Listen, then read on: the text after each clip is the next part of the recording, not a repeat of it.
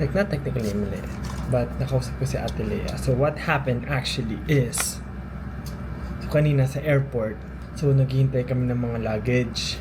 Tapos, so naka-standby kami waiting for the luggage. So may lumapit na old lady. Tapos sabi, nakapagpa-picture na yun. Nagpa-picture na yun kay Stel, nagpa-picture na ganyan. Nakapag-picture na si ate. So parang, kasi naka-standby kami, nakatapat, parang si nanay, nakatapat pa rin yung cellphone. Parang binibidyoan kami or binipicturean, I don't know. So nilapitan na ng manager namin. Kasi, syempre, ang comfy naman nagbibideo sa'yo na standby kayo, tas gets ba? So hindi, parang yung space naman is, I mean, it's public, pero nasa kami waiting ng mga luggage. Parang ang hirap kumilos, di ba? So yun, hindi naman yun, wala naman sinabi si Stel, walang sinabi kahit sino, walang nagsalita or what. Siyempre, as manager, lapit siya, para sabi ni Ate Lea, ay okay lang po ba, mamaya na lang po pagka-settle. So meaning pagka-settle, pag nakuha na lahat ng luggage, before we go, pa-picture kami with nanay.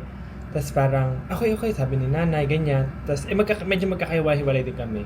So, after nun, umalis na si nanay kay Stel. Lumipat naman siya sa akin. Sabi, pag-picture ako. Sabi ko, sige po.